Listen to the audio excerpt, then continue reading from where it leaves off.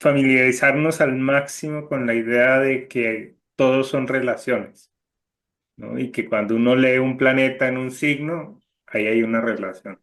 Cuando uno lee un planeta en una casa, ahí hay una relación. Cuando uno mira la relación de dos planetas, ahí también hay una conexión, ¿no? Y cada conexión tiene un significado. Entonces lo que hacemos es empezar a tocar como si fuera una lira cada una de estas cuerdas con sus significados en unas secuencias. Y esas secuencias resuenan con el alma de la persona y o la oprimen o la liberan, ¿no? La idea es que aprendamos a liberar todas esas tensiones que hay por esa culpa, por ese miedo, por esa, esa resistencia a aceptar lo que pasa en favor de algo que debería haber pasado o que no pasó, ¿no? Entonces, en este curso vamos a empezar a mirar desde la pura metafísica que hace que las relaciones tengan una dinámica estructurada. Por eso va a ser muy importante ahora que comencemos a entender qué son los números y cómo esos números dan origen a toda la realidad. Y esos números también nos van a hablar de formas de pensar, de sistemas mentales. Muy diferente es el sistema de dos al sistema de tres o al sistema de cuatro. Cada uno de los números trae toda una serie de dinámicas y de posibilidades de análisis que combinados dan un sistema integral para poder comprender la realidad y al mismo tiempo poderla transformar. Entonces, pues, si quieren, empezamos con las imágenes. Quería comenzar con esta imagen para dar esa sensación de la persona, de lo que es un ser humano y su reflexión, su proyección en el mundo exterior y esa relación que a veces sentimos dentro de nosotros mismos, nos sentimos conectados y a veces la miramos afuera, la vemos como algo muchas veces contrario a lo que somos nosotros. Entonces, ¿qué tipo de relaciones hay? ¿Cómo nos relacionamos unos con otros? Es lo que vamos a estudiar en este curso.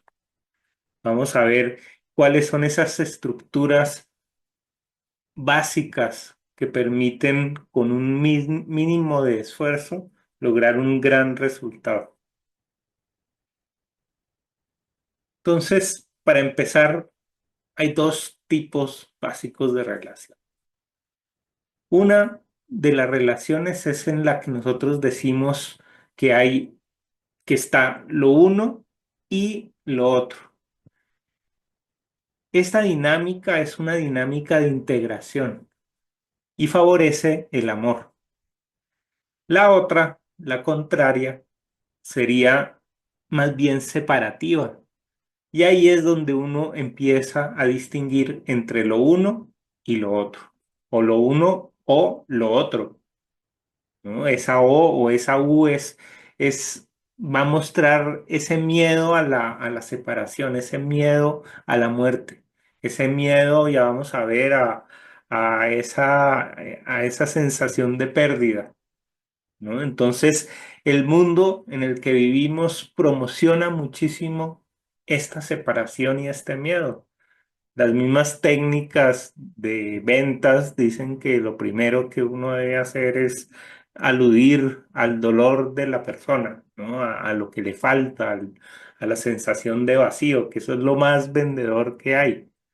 Entonces, por eso mismo nosotros vamos a enfocarnos en los 60-80% en la integración, en encontrar herramientas que permitan vincularnos unos a otros, porque ya en el entorno tenemos una gran dosis de esa otra forma de ver las cosas que entre otras cosas viene desde la época de los mismos romanos, ¿no? Y de las mismas conquistas donde había ganadores y perdedores. No lo podemos eliminar de nuestra genética, ¿no? Y hay una parte en nosotros que es competitiva y que está buscando la ventaja personal. Nada que hacer. Pero como intención, como camino, como dirección, el buscar la integración y el buscar el amor, pues es nuestro centro de apoyo, nuestro punto de inicio. Entonces, si hemos partido de esta idea, nuestro centro, nuestro sol va a ser un orden que además de ser un orden, es un orden vivo, es un orden que es orgánico, es un orden que es inteligente. Ese orden es el que va a organizar y va a crear todo este universo que tiene esas dos facetas que se dan simultáneamente, que es la conciencia por un lado y el inconsciente por el otro. En la naturaleza todo es consciente y todo es inconsciente al mismo tiempo. Ya vamos a ver que una de las dinámicas de relación es esta relación en donde las dos polaridades coexisten y generan un principio que es misterioso. Ese principio que es misterioso es la base de toda la misma espiritualidad. Otra imagen que es muy buena para representar esta diferencia entre lo que es el mundo de las ideas, ¿no? Aquí representado por el cielo, o el mundo del inconsciente representado aquí por esta imagen submarina, y el mismo iceberg, ¿no? Este témpano de hielo que va a representar la esencia, va a representar al ser que se muestra en una proporción mucho más pequeña de lo que realmente lo constituye. Entonces, este es el entorno metafísico en el que suceden estas relaciones, ¿no? Toda relación tiene un componente inconsciente, porque yo no puedo saber qué está pensando la otra persona, y tiene un componente de lo que se ha dicho, ¿no? Ya sea de una manera verbal o de una manera no verbal, con silencios o con sonidos, uno ha transmitido esa doble vibración, ¿no? Muy parecida al símbolo de Acuario que tiene una onda en la parte de arriba y otra onda en la parte de abajo, ¿no? Ese entorno es el que va a dar origen a toda la filosofía pitagórica. Pitágoras ideó una figura que resumía todo el orden del universo y la llamó la tetractis. Esta tetractis resume toda la forma como los universos se van construyendo unos a otros. ¿Cuál es el orden? Pues el orden es el orden de los números. En la parte de arriba está el número uno, la unidad, ¿no? El centro, todo tiene un centro. Luego viene la dualidad. Cada cosa que se crea tiene una antítesis y tiene una versión que la complementa. Cuando ese complemento llega a un equilibrio, aparece un término medio que va a ser el gran articulador de todo este triángulo y de toda la realidad. Y una vez que ese triángulo se ha definido, aparece ya la estabilidad del número 4 con el que vamos a hacer ya todas las operaciones, ¿no? De identidad y de reparación y de diagnóstico de las relaciones. Cuando coge uno todos estos números y los suma, da el número 10. que es el sistema decimal, es decir, aquí hay 10 esferas. Estas 10 esferas resuenan muy bien con las 10 esferas del árbol de la vida de la Cábala. Siempre ha habido un mapa que le ayuda a uno a visualizar todos los campos de desarrollo y que estén todos, que no falte ninguno. Entonces, si lo traducimos al lenguaje astrológico, podemos ver en cada una de estas esferas la energía de un planeta. En la esfera de la mitad va a estar Mercurio. Mercurio es el gran articulador del zodiaco, ¿no? Del sistema solar. Por eso decimos que el símbolo de Mercurio es un círculo con una media luna en la parte de arriba y una cruz en la parte de abajo, porque es el punto medio entre todas las relaciones. Luego empieza a ver las diferentes polaridades. La primera polaridad es esta polaridad que llamamos la polaridad de la conciencia, en donde está por un lado ese sol que representa la lucidez, la claridad, y por el otro lado la luna que representa esa bolsa que uno trae del pasado a un nivel genético y que lo condiciona a uno antes de poder realizar ese propósito que está en el otro lado. Entonces, una vez que se ha logrado establecer ese diálogo entre lo que es conocido y lo desconocido, aparece aparecen las otras personas y aparecen las otras personalidades. Y entonces en un lado va a estar la fuerza y en el otro lado va a estar la ternura. En un lado va a estar esa necesidad de hacerse uno visible, de hacerse notar, de decir yo soy, aquí estoy. Y el otro, el poder apreciar cómo uno se relaciona con su entorno, ¿no? Ser muchísimo más sensible, mucho más abierto a los demás. Entonces, ese balance es el que va después a generar la última capa, que es la capa en donde se relaciona el principio expansivo, el principio de aceleración. Pensaba esta mañana que también lo podía uno visualizar como una señal en el camino que dice aumenta la velocidad versus este otro Saturno que sería una señal en el camino que dice disminuye la velocidad. Entonces, estos planetas, que son los 7 planetas clásicos, van a estar contenidos en ese universo que habíamos visto antes, que es el universo, por un lado, de la conciencia, relacionado con Urano, el inconsciente, relacionado con Neptuno, y la esencia, relacionada con Plutón, ¿no? Esa unidad. Vean la relación también formal que hay entre el símbolo de Plutón y el símbolo de Mercurio. Ambos tienen cruz, ambos tienen la media luna y ambos tienen un círculo. Cambia la posición. Entonces, esta conexión permite sublimar esta conexión y conectar a la persona con la unidad. Entonces, esta es una nave metafísica que le ayuda a uno a llegar a la propia esencia. Otra forma de ver este mismo orden es en las mismas 3 dimensiones. Cuando nosotros, por ejemplo, ubicamos arriba al sol, que es la conciencia, y abajo al inconsciente, estamos viendo este eje que a la derecha está en verde. Luego, cuando vemos la relación entre Venus y Marte, en el esquema vemos a Venus y a Marte en el nivel medio.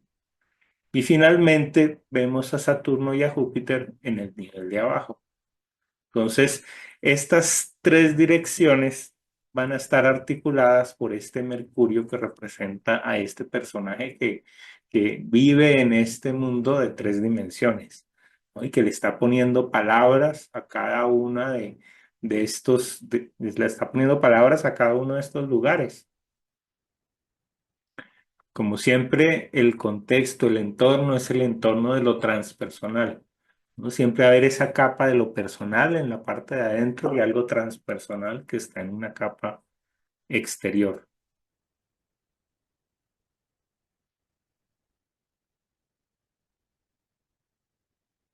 Entonces, veamos ahora otro punto que enfatizaba bastante Pitágoras y era la relación entre los números y las ondas y la música, ¿no? Y las cuerdas.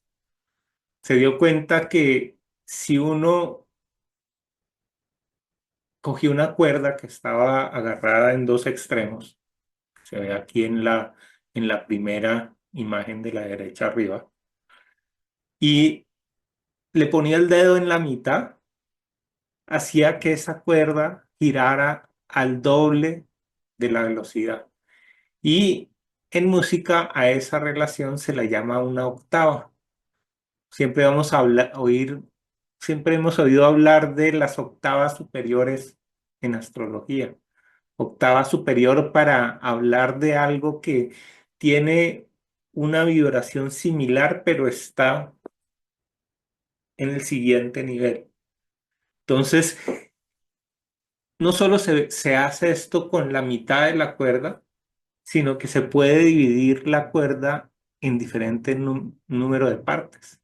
Si, por ejemplo, se divide la cuerda en tres espacios, y uno pone el dedo acá en este punto, va a generar una relación que en música se llama una quinta.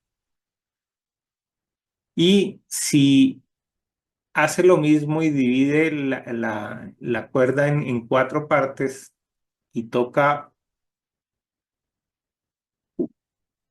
una, ¿no? Toca tres de las cuatro, genera esta otra relación que se llama la de cuarta. Esto visto en un piano también se ve de una manera muy gráfica, es decir, se ve la gran octava, que es después de los primeros siete, el nuevo do, ¿sí? Y se ve la relación de estas siete notas con los 12 tonos, que son 12 tonos que también representan perfectamente los 12 signos del zodiaco. Entonces, cuando vemos que aquí estas tonadas principales tienen que ver con el uno, el 8, el 4 y el 5, al verlo aquí en el zodiaco vamos a ver que el uno equivale a Aries, el 8 equivale a Escorpio y que el 4 y el 5 corresponden a Cáncer y a Leo, es decir, las dos vibraciones que representan la creatividad. Entonces, este esquema tiene esa resonancia interna que es creativa.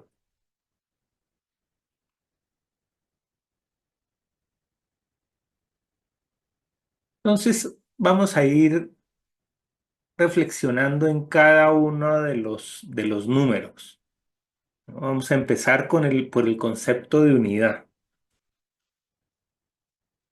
La unidad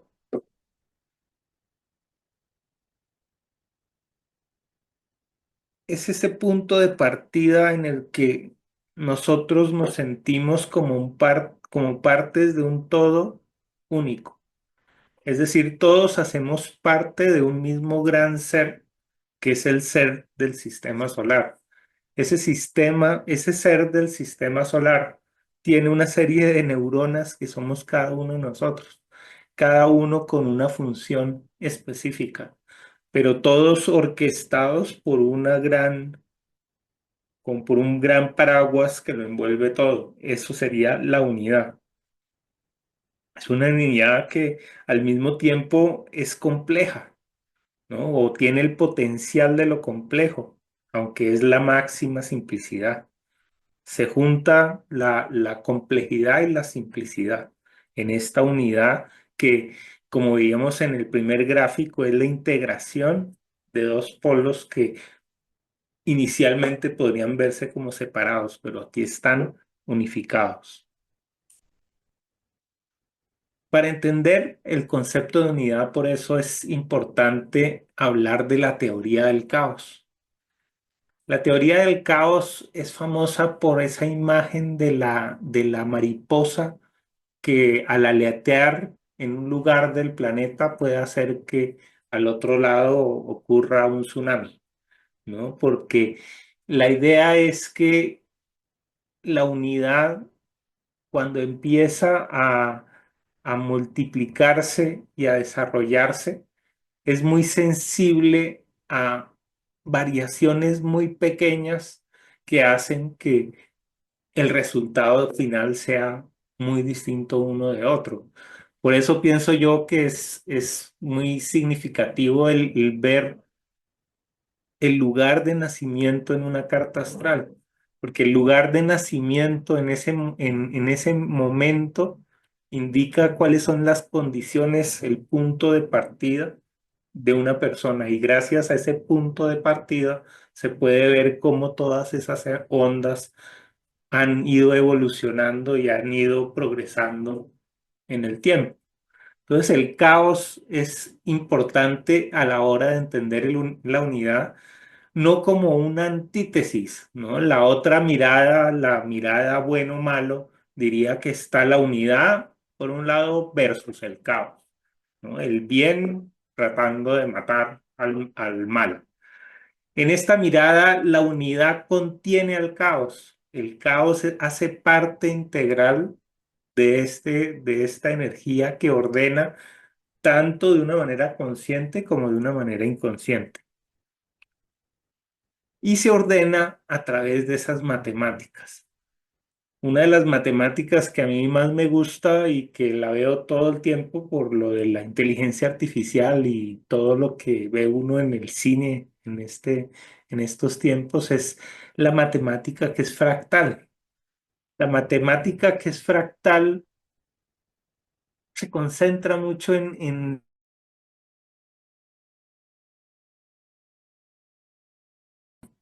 Entonces, en este ejemplo se ve cómo una línea se puede interrumpir por un pico y toda línea es susceptible de ser interrumpida por un pico. Y cada una de estas cada vez se va haciendo más y más detallada hasta que genera unos patrones tan complejos como lo que uno ve aquí en la ilustración de abajo. Gracias a eso es que ahora se puede reproducir con mucha fidelidad el movimiento del mar, el movimiento de las nubes, ¿no? Se puede generar unos terrenos muy realistas. A la hora de escribir la realidad, describe ese orden que hay en el caos, esa capacidad de escribir el caos con matemáticas. Entonces, ahorita tenemos unas matemáticas que permiten hacer unas relaciones que antes eran imposibles de hacer. Ahorita ya vamos a ver cómo la física cuántica entra en escena y empieza a renovar los paradigmas clásicos sobre las relaciones.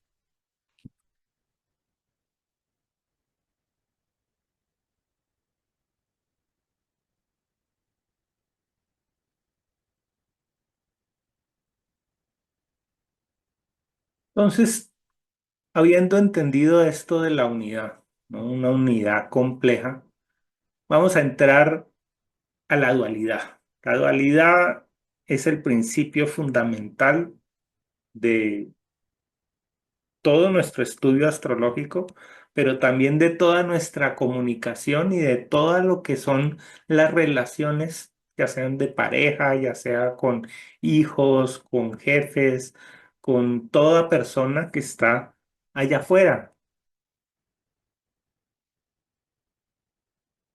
El primer principio que vamos a establecer es el principio de polaridad.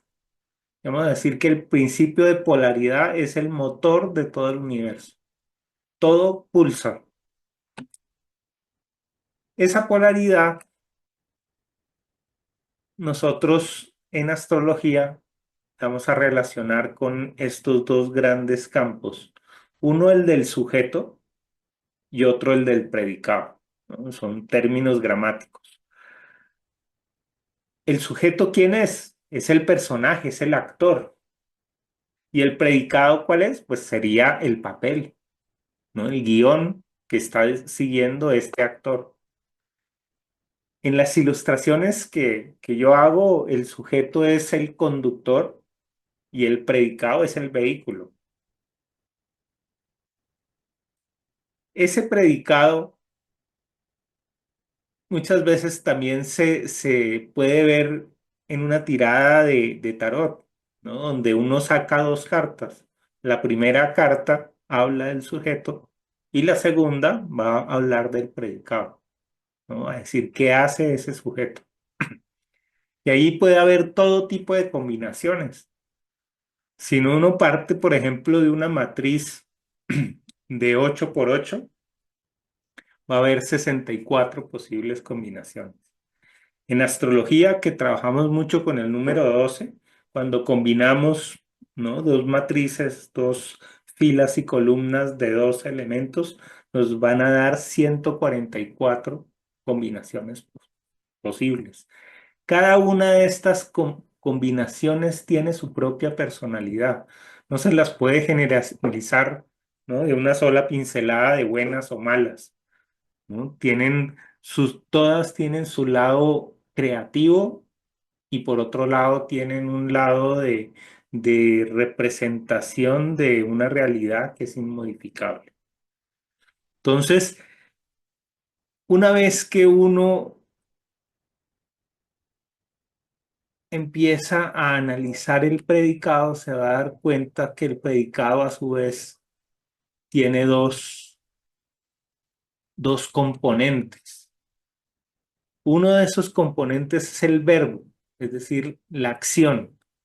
¿Qué hace? ¿No? Para uno saber qué está pasando, uno tiene que saber cuál es ese movimiento. Y ese movimiento va a actuar sobre un sustantivo, ¿no? En gramática se llama sustantivo, que también lo podemos entender como un tema. Entonces, hay acciones que actúan sobre temas.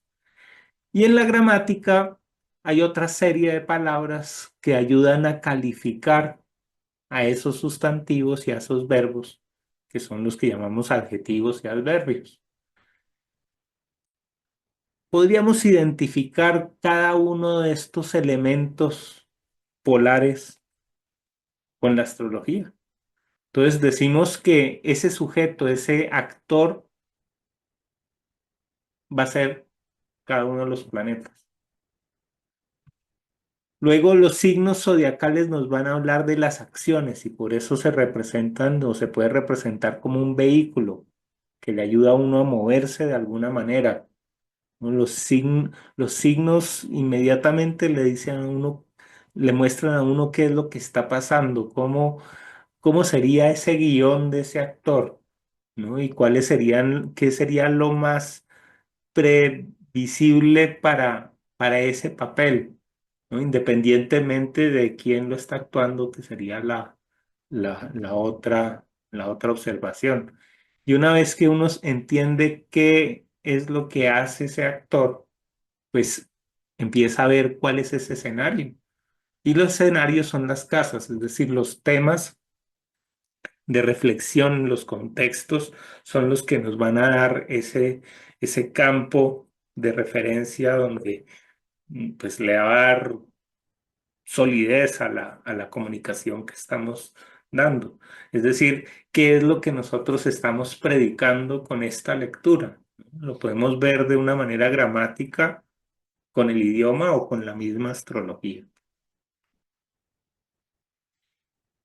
Y los adverbios y los adjetivos los podemos en astrología relacionar con los aspectos, también con los dodecanatos y con otro tipo de relaciones que califican esa relación entre el verbo y el sustantivo.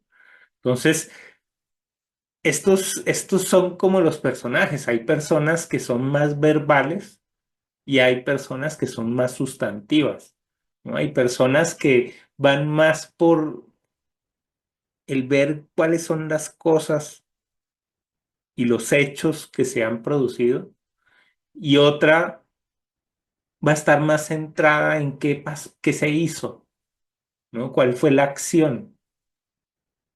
¿no? Uno tiende a ser más creativo, el verbo sería más creativo y el sustantivo sería más de conservación. Entonces siempre hay esa dinámica dual que funciona como la rama de un árbol, ¿no? Que siempre se va bifurcando y se va bifurcando, se va bifurcando.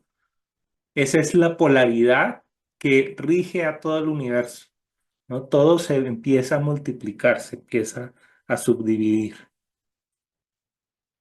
Otra forma de ver esta polaridad son con esto, pues clásico gráfico del Tao, que es muy interesante porque es una doble polaridad. Está la polaridad del área blanca grande y con la polaridad del área grande negra. Pero en el centro está la situación inversa. No hay un punto pequeño negro y un punto pequeño blanco.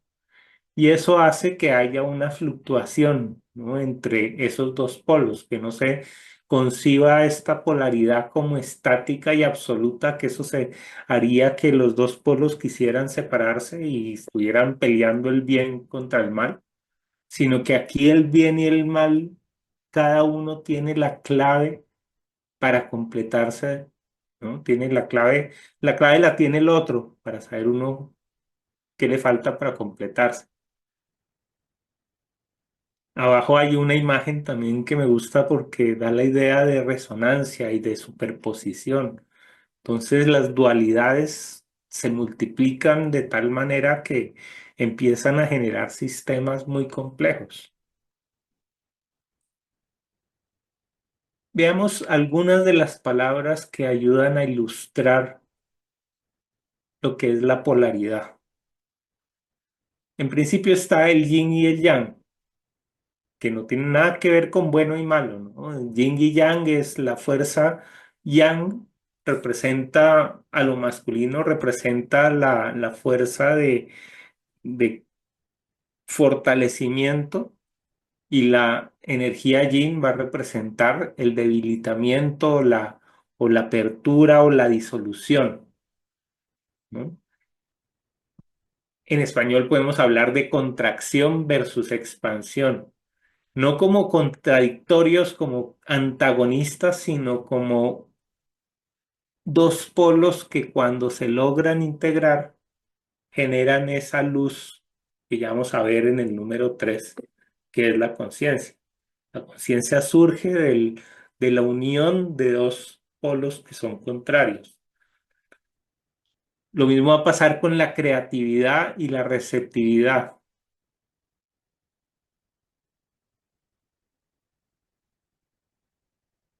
Receptividad que también esa palabra también la podemos cambiar por la de conservación, ¿no? Algo que es receptivo también conserva. Y esa es la polaridad, ¿no? Entre la creatividad que saca algo nuevo de lo que no existía a esta receptividad que quiere conservar lo que funciona. Lo masculino y lo femenino es un ejemplo muy bueno de polaridades que se complementan y que no tienen por qué estar en conflicto.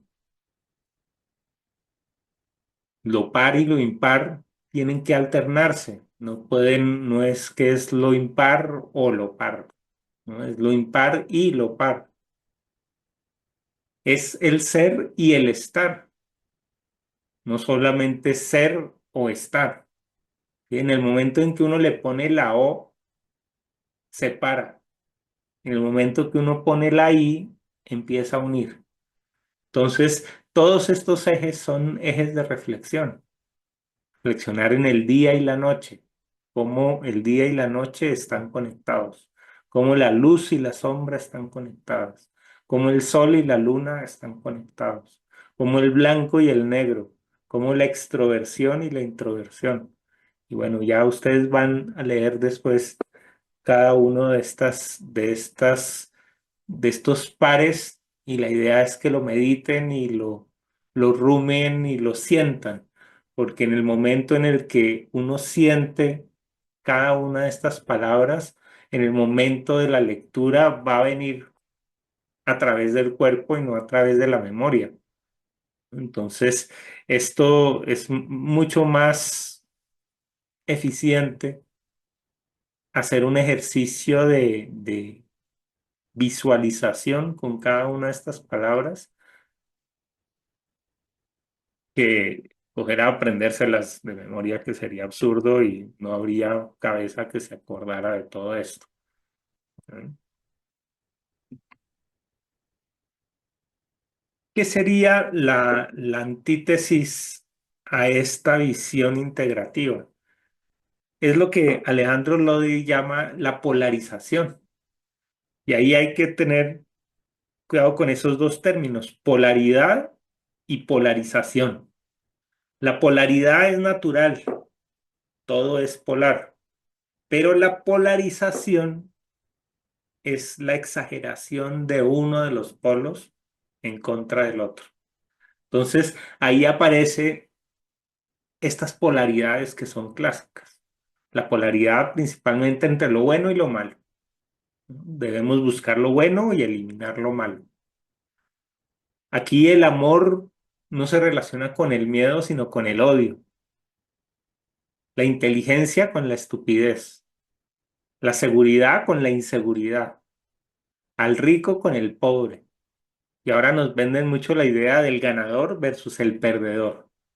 Es decir, si uno ve, tiene que escoger uno de los dos caminos, uno dice, bueno, hay un camino que es del bueno, del amor, de la inteligencia, de la seguridad, de lo que es rico y es ganador, versus otra que es mala, donde hay odio, estupidez, inseguridad, pobreza y uno es un perdedor.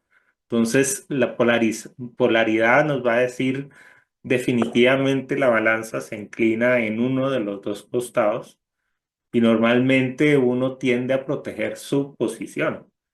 Entonces, esto es innato, es un mecanismo de defensa que va a alternar con esa otra visión que es la visión integrativa, la visión que le encuentra el lado bueno a las cosas. Aquí vemos las cosas como de vida o muerte.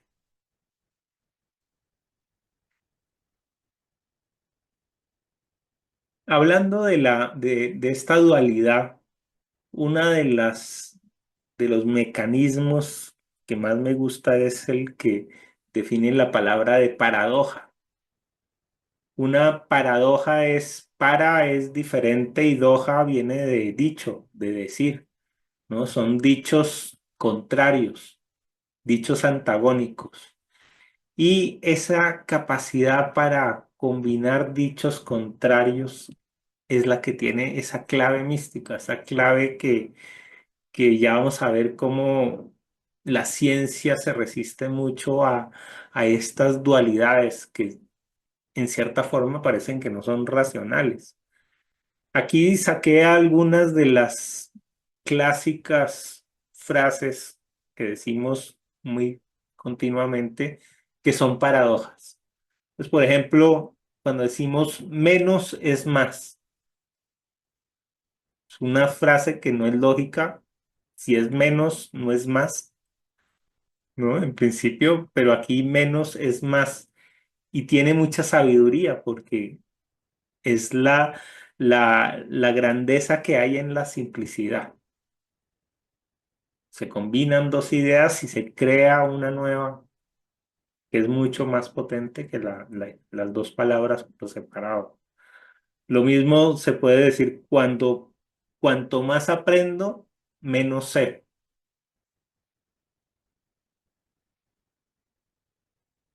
Cuando uno dice lo único constante es el cambio.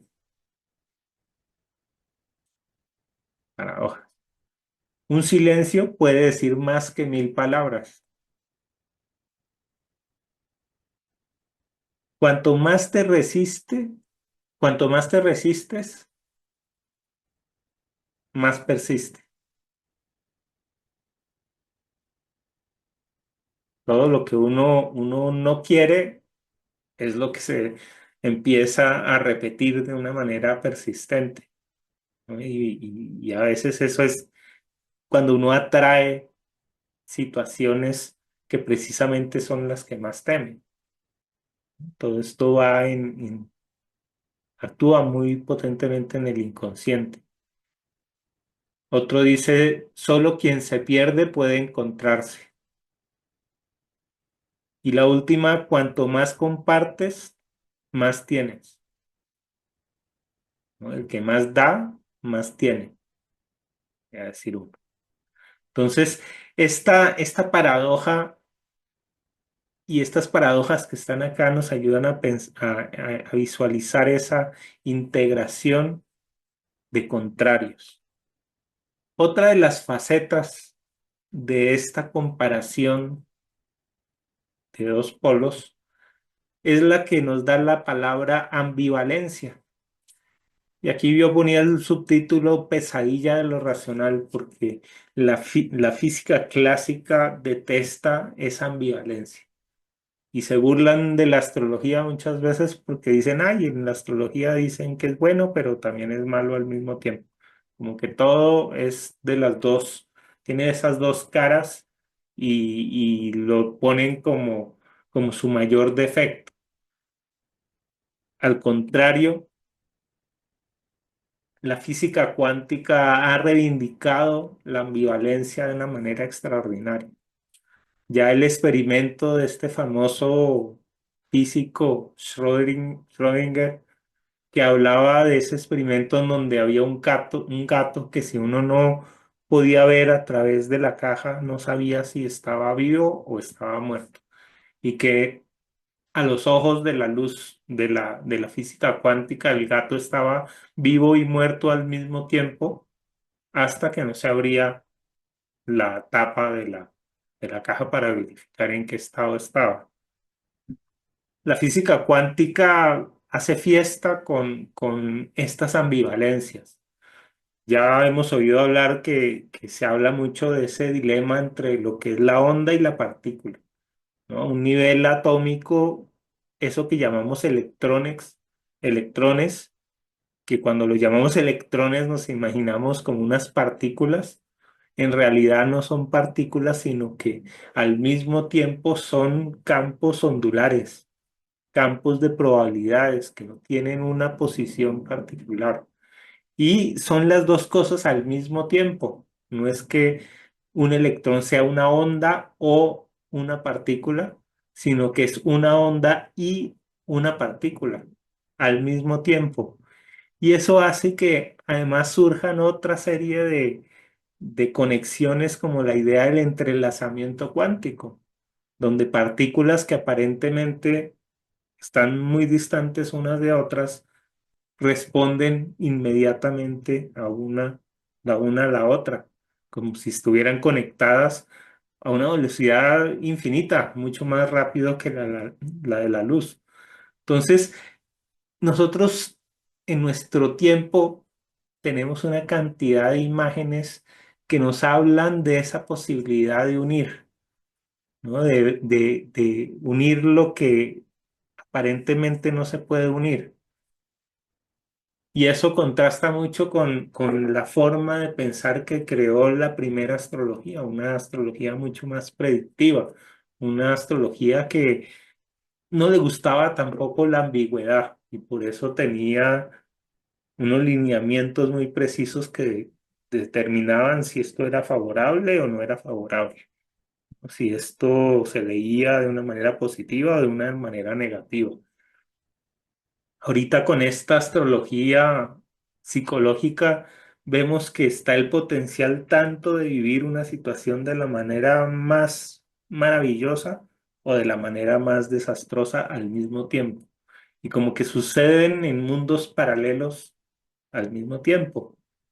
Entonces, esa riqueza, esa virtualidad en la que estamos entrando cambia mucho las reglas de juego y abre las posibilidades de interpretación y de comprensión de lo que son las relaciones entre las personas. Ya vamos a empezar a ver relaciones cuánticas de resonancia con otras personas. Y quizá la piedra angular de todo el trabajo que vamos a hacer es tener una claridad absoluta en lo que significa este sistema de la proyección astrológica o el concepto de proyectar, proyectar. Uno escucha mucho, está proyectando su propia personalidad en las personas que lo rodean. Nosotros, además de la proyección clásica, como la planteaba Freud, vamos a introducir una teoría que yo llamo la teoría del espejo inverso. Ya vamos a ver qué significa. Entonces, primero veamos qué es la proyección como la entiende Freud. Entonces, dice, en principio, el concepto de proyección en psicología se refiere a un mecanismo de defensa que es inconsciente, mediante el cual una persona atribuye a otras sus propios pensamientos, emociones, deseos o características, ¿no? Uno no se da cuenta que está pensando algo y dice, ay, es que todos piensan de esa manera, ¿no? Y por eso dice después, especialmente aquellos pensamientos, aquellas emociones, aquellos deseos que son difíciles de aceptar o le resultan a uno incómodos.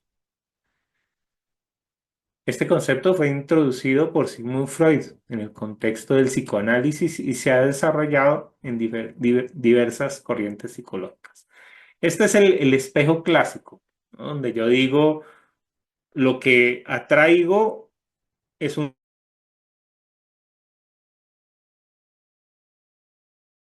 problema de esta forma de pensar que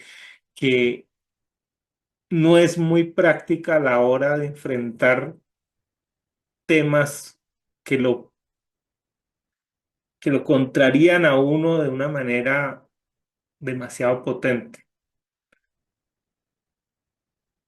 Hay otra forma de entender eso que uno atrae. Acá puse, si ahora hacemos una analogía con la forma con la que la luz se invierte al entrar en el ojo,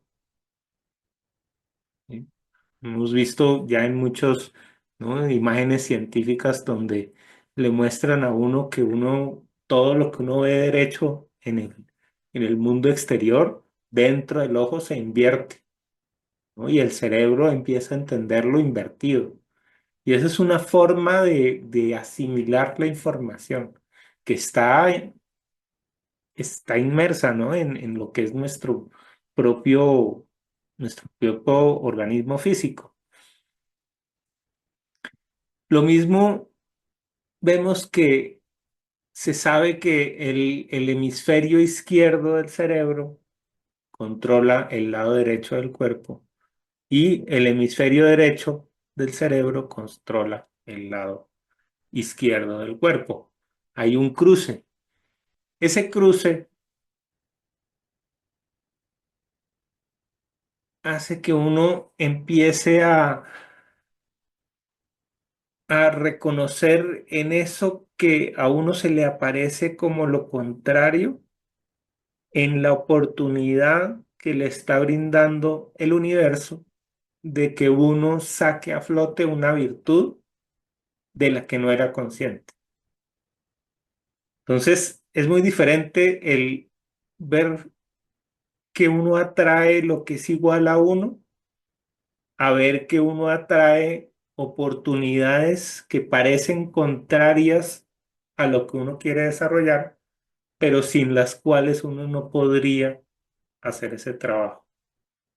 Entonces, esto cambia completamente la dinámica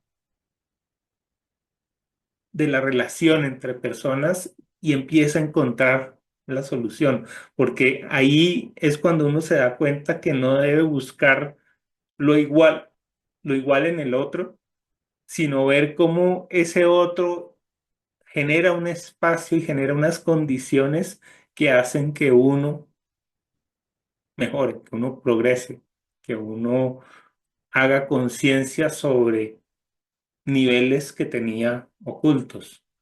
¿no? Sin tener que atacar al otro, porque ese es el problema, ¿no? La dificultad radica en que hemos aprendido a atacar, a rechazar o a huir de lo que no nos gusta. Un poco de lo, como veíamos al principio, ¿no? Esa idea separatista de que está bien o está mal. Entonces, si está bien, voy hacia allá, si está mal, o peleo, o huyo, o lo rechazo, ¿no? Y juzgamos de malo o inaceptable conductas que si las abordáramos, por otro lado, con amor y con comprensión, despertarían en nosotros cualidades que de otra forma permanecerían ocultas, ¿no? Es decir, todo lo que, todas las virtudes que uno puede llegar a tener, o muchas de esas virtudes, pueden estar ocultas y se necesitan situaciones retadoras para que esas virtudes salgan a flote. Entonces, hay una correspondencia directa entre lo negativo con la virtud. Es decir, eventos muy negativos requieren virtudes muy potentes, ¿no? Y hay un baile entre esas dos realidades que al final pues tienen este equilibrio que es básico para todo lo que vamos a leer. Entonces, vamos a, cada vez que veamos en una carta astral algo que nos parezca que puede tener una resonancia negativa, al mismo tiempo vamos a verlo como una oportunidad de desarrollo. Y esa mecánica es constante. Siempre hacer esa inversión la vamos a hacer. Porque si nos quedamos solo con la lectura negativa o la lectura realista, entre comillas, puede llegar a hacer mucho daño, ¿no? Puede hacer exageradamente potente esa ola colectiva que nos infunde miedo en todas las formas de una manera inconsciente, subliminal, ¿no? Entonces, esta es la base, ¿no? Yo creo que sí, si hay un principio que está por encima de todos los demás, sería esta de la proyección para todo lo que vamos a estudiar. Entonces, ahora vámonos al tercer nivel, el de la trilogía. La trilogía, ¿qué son? Las trinidades. Siempre que hay tres elementos, pues hay una trilogía.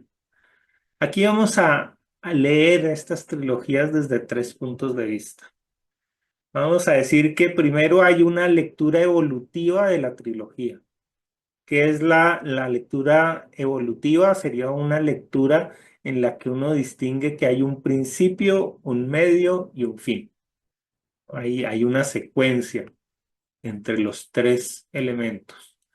Luego va a haber una lectura que es dialéctica. La lectura dialéctica es de la modalidad, hay un principio, hay un fin, y entre el principio y el fin aparece un medio, ¿no? Podría uno decir también, ¿no? Por un lado está el yo, por el otro lado está el tú, y entre los dos se genera un nosotros. Y la otra es la lectura mandálica. Lectura mandálica va a integrar los tres puntos de una manera equilibrada. Entonces, palabras asociadas a esta lectura evolutiva, pues los numerales uno, 2 y 3 son evolutivos. La idea de que hay un principio, un medio y un fin también. En astrología hablamos de que los primeros cuatro signos tienen un carácter personal, los siguientes tienen un carácter interpersonal y los últimos cuatro tienen un carácter transpersonal. Cuando uno habla, por ejemplo, de la infancia, la juventud y la madurez, está haciendo una lectura evolutiva. Cuando uno habla de que hay una oruga que a través de esa ese ser que es una crisálida se convierte en mariposa, también está haciendo una lectura evolutiva. La idea de que el sólido, cuando se le aumenta la energía, se vuelve líquida y cuando se le aumenta la energía, se vuelve gaseosa, también sería esta, podría ayudarnos a visualizar esta lectura evolutiva. Lo mismo la relación entre el pasado, el presente y el futuro. Entonces hay muchos campos en donde nosotros vemos esas tres etapas como claves de todo desarrollo y de toda relación. Es decir, hay tres etapas, tres momentos. Luego estaría esta lectura dialéctica. Lectura dialéctica parte de la idea de que hay una tesis. Si hay una tesis, debe haber una antítesis y que entre ese diálogo entre la tesis y la antítesis va a generarse una síntesis. Entonces, en astrología también vamos a hablar de que el signo cardinal tiene ese movimiento, el fijo es lo contrario y lo mutable va a ser la síntesis entre esos dos. Lo mismo cuando uno habla de una relación que es expansiva frente a otra que es atractiva, y de las dos surge una moderación. La esperma y el óvulo, cada uno por aparte, pues son entidades muy distintas, pero cuando se juntan, crean una mórula. Cuando uno combina el don con la sombra que trae ese don, encuentra la virtud. Los protones, cuando se combinan con los neutrones, atraen electrones. Entonces, esa es otra forma de entender la dualidad y cómo la dualidad se convierte rápidamente en trilogía, ¿no? Y es enfrentando ideas y haciendo que ese enfrentamiento genere nuevas cosas. Y por último estaría la lectura mandálica. En la lectura mandálica ya no hay un principal y unos secundarios, no hay un comienzo y un final, no se empieza por el primero al último y se saca una síntesis en la mitad o se va del primero al último uno a uno, sino que todos coexisten de una manera equilibrada. Entonces, cuando uno, por ejemplo, habla de los colores amarillo, azul y rojo, que son los tres primarios básicos que nosotros trabajamos, ninguno es más importante que el otro. En el eneagrama, por ejemplo, se habla de las tres pasiones, ¿no? La sexual, la conservación, la de conservación y la social. Cada una muestra una parte de la personalidad. Una de las lecturas mandálicas, pues clásicas, es la misma Santísima Trinidad, el Hijo, el Padre y el Espíritu Santo. No son tres entidades separadas, sino una sola. Ha habido muchas trilogías, ¿no? Zeus, Hades y Poseidón, o Horus, Osiris e Isis, Brahma, Shiva y Vishnu, o lo que nosotros llamamos la elevación, el balance y el sentido. Son campos que son interdependientes, que no se pueden aislar unos de otros.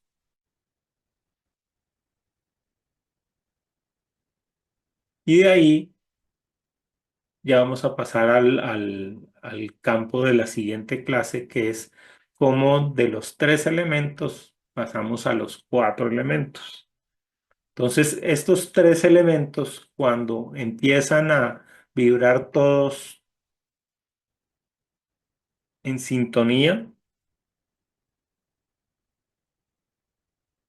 generan una figura tridimensional que se llama un tetraedro. El tetraedro tiene cuatro puntas y cada una de esas puntas va a corresponder a un elemento. Entonces, ese esquema de la izquierda donde veíamos los estados de la materia, el sólido, el líquido y el gaseoso, Y más adelante se descubrió este otro estado, el estado plasmático, que es un estado de altísima energía. Entonces, uno puede hacer relaciones entre cada uno de estos elementos, ¿no? Habrá momentos de solidificación, habrá momentos de fusión, de sublimación, de depositación se llama, de vaporización, de condensación, de ionización o de desionización, ¿no? Son diferentes mecanismos que transforman unos elementos en otros. Es lo mismo que se ve en la física, se ve en la metafísica. Y pues con este punto pues ya lo dejamos para la siguiente clase donde vamos a ver ya todo lo relacionado con los cuatro elementos. Entonces, escucho comentarios.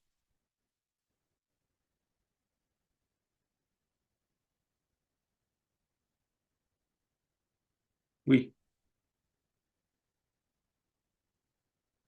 Nos quedamos sin palabras. se quedan sin palabras. Sí, es mucha información, muy interesante. Sí, este es como el conjunto de reglas para poder hacer el trabajo, ¿no? Entonces necesitamos unas reglitas de dos, unas reglitas de tres, ¿no? Para cuando necesitemos visualizar cuál es la polaridad entre dos personas o cuáles son esos medios, ¿no? El 3 es muy bueno para ver los medios y el 4 para ver cuál es el panorama general.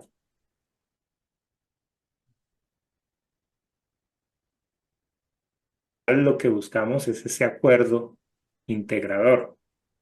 Entonces, es una mecánica muy simple a la final, ¿no? Primero, parto de la idea de que hay una integración. Luego veo cuál es el dilema, cuál es el conflicto, dónde puede haber diferencias y cómo puedo, en un tercer nivel, responder a esa diferencia con un tercer elemento, con un vinculante. Y una vez que he encontrado ese vínculo, puedo expandir esto ya a todo el universo y para eso me sirve el esquema de cuatro, ¿no? Al final la astrología va a unir el 3 y el 4 y va a generar pues este sistema que es maravilloso.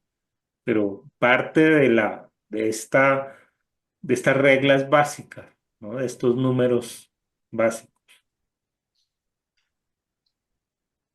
Sí, todo lo que has dicho es realmente la base de cualquier relación entre los seres humanos, ¿no? Mm. O de cualquier otra cosa. La base está allí. Sí, Si y no, tanto en lo positivo como en lo negativo, ¿no? Cuando uno pelea con el otro, necesita que hay una dos. disyuntiva. Cuando Sí, uno se ama con otro, hay dos. una fuerza de atracción. Y no hay más, ¿no? O va hacia afuera o va hacia adentro, ¿no? Entonces, el poder reconocer cuándo va uno hacia afuera y qué busca afuera, pues hace que las relaciones también se vuelvan más sanas, ¿no? Donde las personas reconocen que qué bonito que la pareja encuentre lugares distintos a los que a uno le gusta, ¿no? No que sea todo debe ser lo que a mí me gusta, ¿no? Si me quisieras, harías lo mismo que yo, ¿no? Eso ahí cae ya uno en polarización,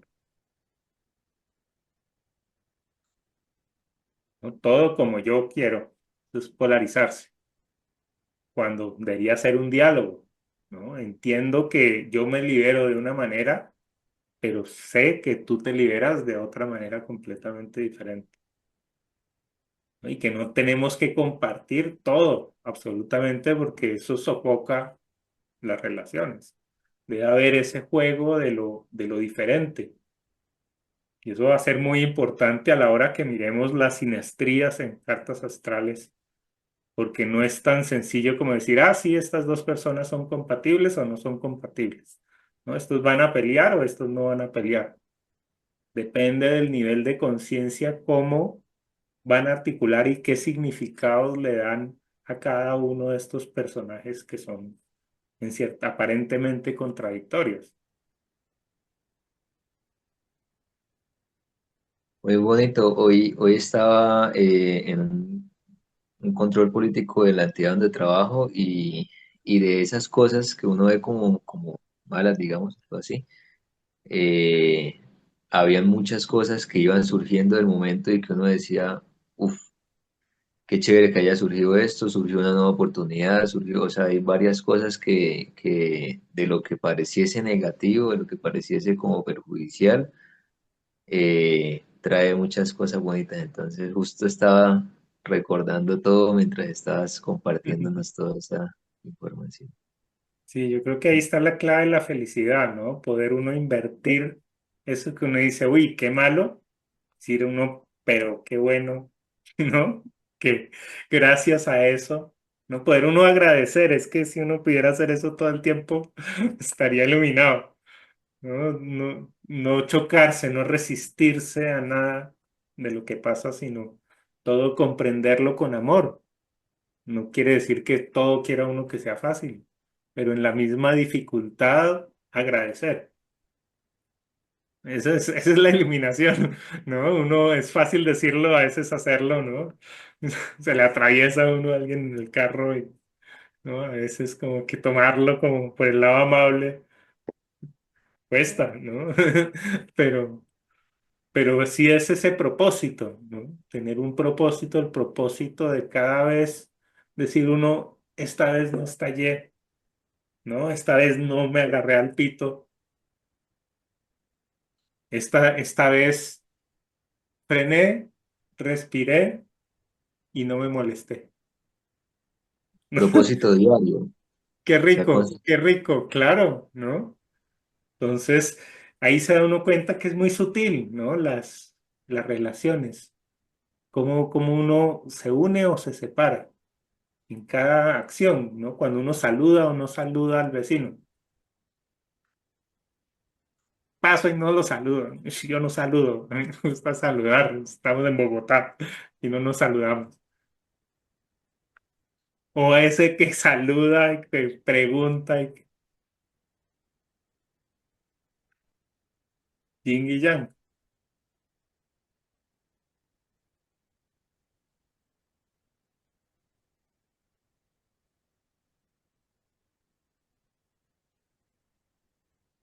Esa es la lógica, ¿no? Aquí estamos estudiando es cuál es esa lógica y por qué hay diferentes sistemas, ¿no? Deben ser como nuestros bisturís, ¿no? Nuestros pinceles, cada uno con una brocha diferente.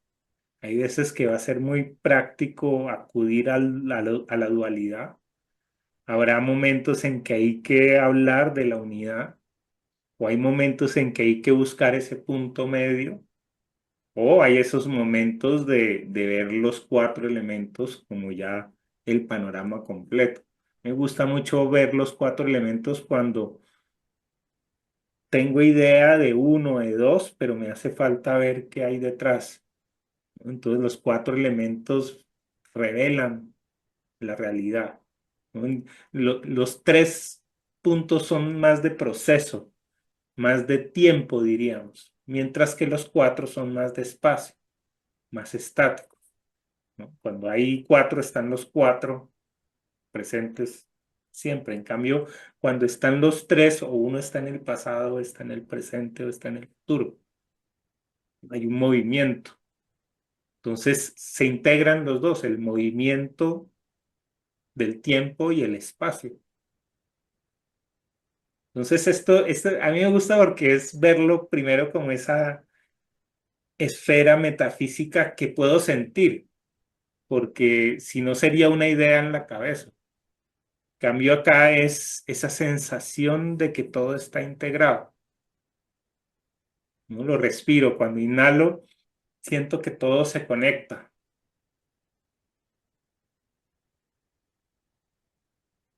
Esa es la base para poder leer una carta de esta manera integrativa. Quieren que miremos algunas cartas, ya que tenemos un tiempo y podríamos ver algo de esto que estamos hablando acá. Entonces, ¿cómo vamos a utilizar estas ideas? Entonces, ¿cómo utilizaría uno el uno? El uno siempre es la idea de que una carta astral al final es la interacción de todos sus planetas al mismo tiempo. Ese es el centro de la carta, es el director de orquesta. Y ese director tiene en cuenta a todos sus participantes. Luego viene la dualidad. La dualidad, veíamos que se relaciona mucho con el Sol y la Luna. Uno puede leer astrología sin necesidad de mucho más que leer el Sol y la Luna, porque el Sol nos muestra cuál es el camino que se abre, cuál es la facilidad que uno tiene. Por ejemplo, en este caso, si hablamos de un Sol en Acuario, es un Sol que tiene esa capacidad para abrir nuevos caminos, para buscar alternativas a las reglas que se habían establecido en Capricornio. Mientras que la Luna, como inconsciente, lo que busca es el conservar las cosas como están.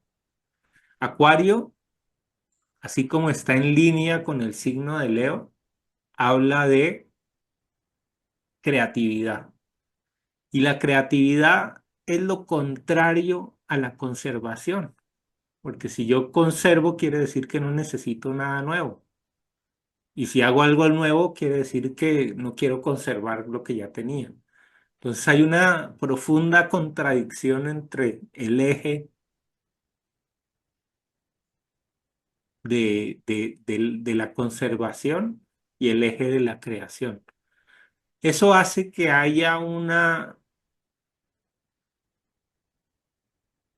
disposición a escoger uno de los dos campos de principio. Cuando la persona es más apegada a la familia, va a irse por el lado de la luna. Cuando por el otro lado se ha reconocido a sí misma y ha creado su propio personaje, se va a ir más por el lado del sol. Ya de entrada, si la persona es Acuario, pues va a tener todos los planes del mundo para hacer todas las cosas diferentes que se pueda imaginar, ¿no? Un sol en Acuario y además en la casa 5, ¿no? Decimos que la casa 5 es parecida al signo de Leo. Nos va a hablar de creatividad. Entonces, este es un sol profundamente creativo. Sin embargo, la luna, cuando está en el signo de Tauro, va a querer conservar.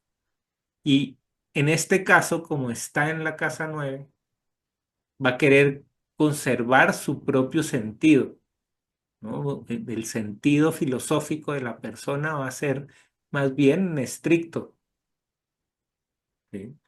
Entonces, esa relación entre el Sol y la Luna es la del número 2. Cuando nosotros vemos ese trío planeta, signo, casa, ahí estamos en el número 3. Entonces decimos que cada uno de los planetas es un sujeto. Por ejemplo, la luna es el sujeto que necesita, es el sujeto necesitante. Después, el signo zodiacal decimos que es el verbo. Entonces, este sujeto necesitante cuando está en Tauro es un sujeto que necesita estabilidad para sentirse en equilibrio. Y la casa nos permite ver en qué campo va a querer esa estabilidad. Y como aquí está en el campo de la casa 9, que tiene que ver con esta filosofía, esta persona va a necesitar estabilidad filosófica, estabilidad en el sentido, metas claras como direcciones, propósitos, misiones muy claras, misiones muy prácticas. Entonces, ahí ya vimos el número 3. Uno también puede ver, en principio, si la luna y el sol están separándose o se están uniendo.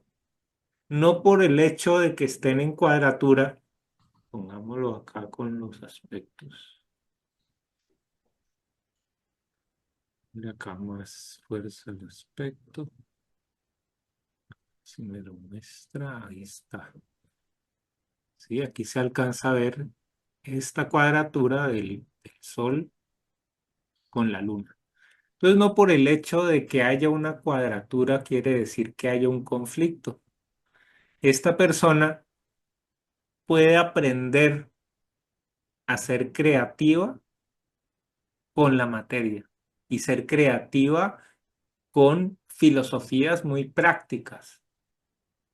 ¿Sí? Entonces, yo puedo llegar a juntar los dos, la creatividad, la innovación, el que yo promueva eventos que nunca se repiten y que al mismo tiempo dan esa seguridad de que uno se transforma y al final del viaje tiene esa nueva personalidad, ¿no? Ha encontrado algo nuevo de valor.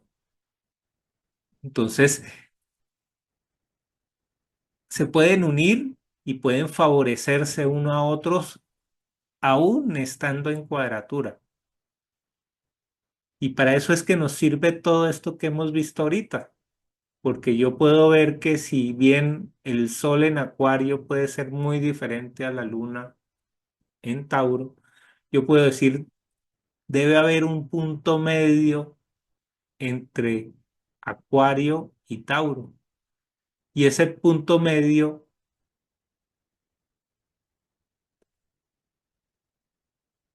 va a ser el de poder crear uno lo que necesita, ¿sí? Crear ese acuario y lo que necesita, los recursos que necesita es esta luna.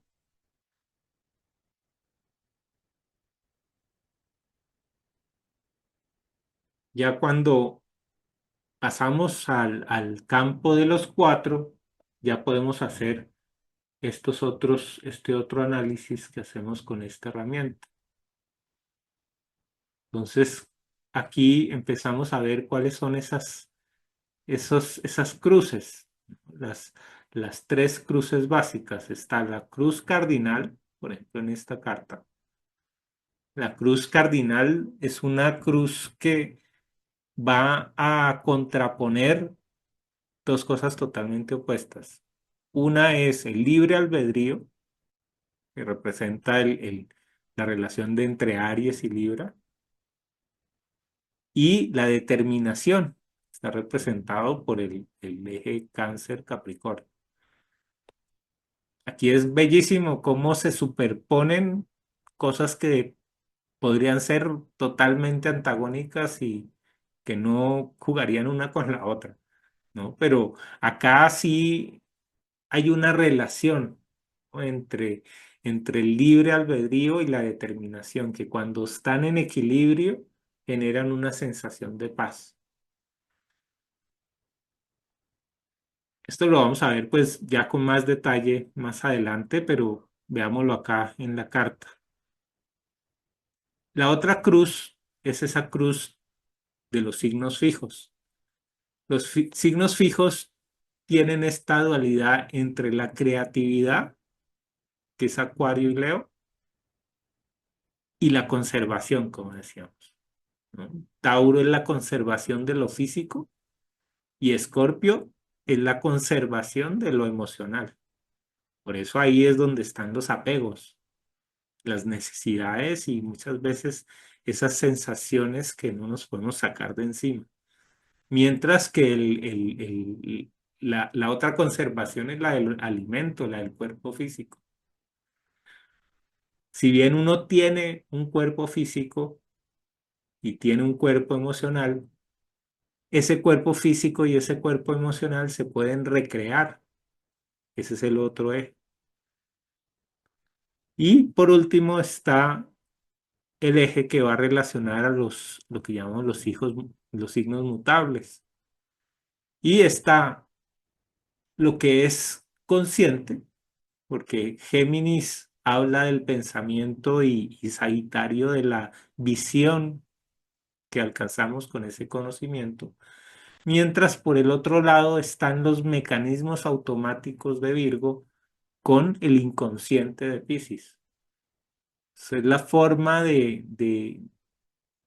con la que las cosas suceden de una manera, sobre todo en el nivel de lo natural. Uno no sabe cómo las células son conscientes de que tienen que hacer uno u otro papel dentro de un organismo al mismo tiempo que uno está pensando en cualquier otra cosa, ¿no? Hay una subdivisión de funciones que se escapa a la conciencia. Eso es contradictorio totalmente a la capacidad de aprender y de experimentar y de entender las cosas. Entonces, esas son básicamente las cuadraturas y los dilemas, ¿no?, que vamos a estudiar adelante. ¿Preguntas?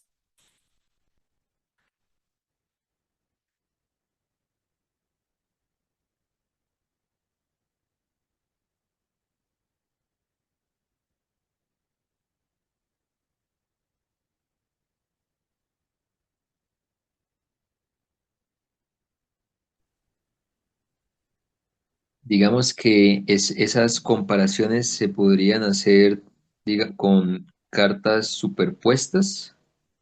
Totalmente, totalmente. Y esa es la idea de lo que se llaman las sinastrías, ¿no? Una sinastría es comparar dos cartas.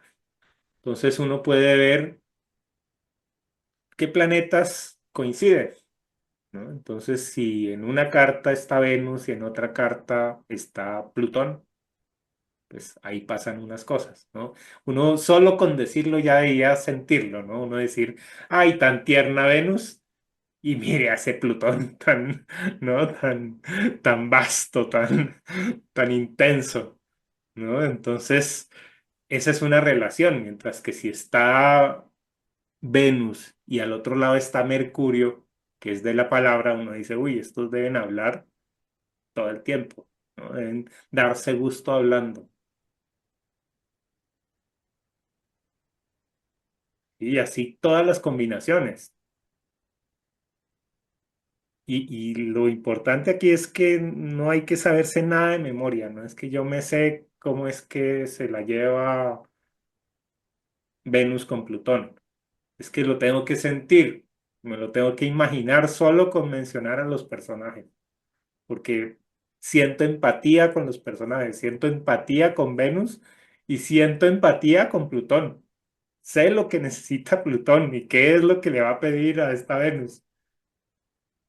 Y sé Venus cómo se va a sentir con eso que le va a decir Plutón. Y veo todas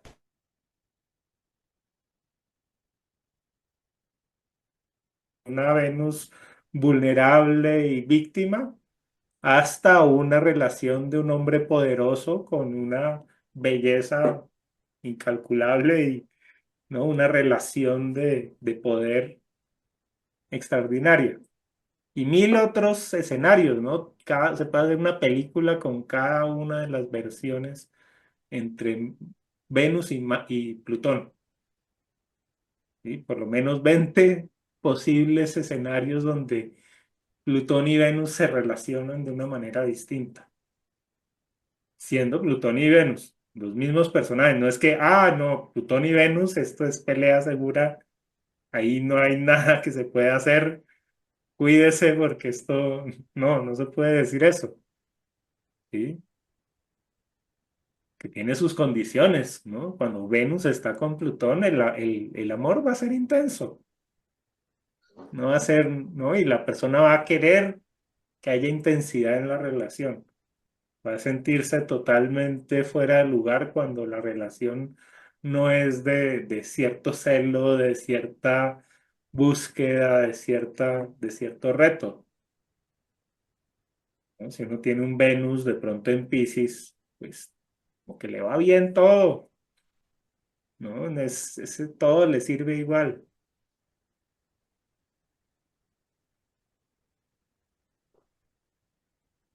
Entonces, bueno, yo creo que lo dejamos por ahí por hoy.